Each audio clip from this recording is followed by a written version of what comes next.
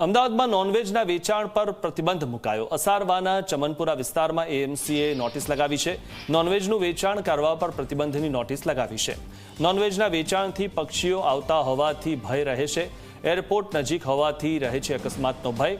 એક તરફ એએમસીએ નોટિસ લગાવી તો બીજી તરફ નોનવેજનું વેચાણ થતું પણ દેખાયું છે, એટલે કે જે નોટિસ લગાવી છે તેનો કોઈ અર્થ રહેતો નથી।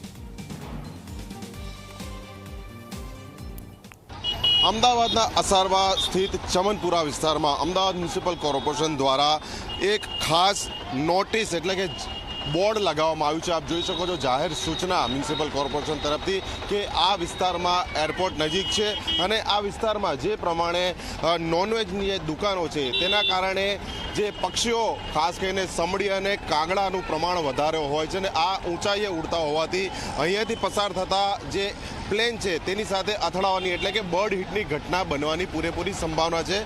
તેને ધ્યાનમાં રાખીને એરોડ્રામ સંપર્ક બિંદુથી 10 કિલોમીટરની ત્રિજ્યામાં અહીંયા કોઈ પણ હોનારત ન થાય તેના માટે ચકલા, હોળી ચકલા અને ચમનપુરા વિસ્તારમાં ફિશ તથા મીટનું વેચાણ કરતા વેન્ડર્સના તમામ પ્રકારની પ્રવૃત્તિઓ પર પ્રતિબંધ ફરવામાં આવે છે। પરંતુ વાસ્તવિકતા એ છે કે જ્યાં બોર્ડ લાગેલું છે ત્યાં પાછળની તરફ દુકાનો હજી પણ કાર્યરત છે અને કોર્પોરેશન તરફથી કોઈ પણ પ્રકારની કાર્યવાહી કરવામાં નથી આવી રહી। ત્યારે પ્રશ્ન અહીંયા એ છે કે ફક્ત નોટિસ મારીને આ બોર્ડ મારીને કોર્પોરેશન સંતોષ માનશે? કેમેરા પર્સન અમિત મકવાણા સાથે અર્પણ કાયદાવાલાજી મીડિયા, અમદાવાદ।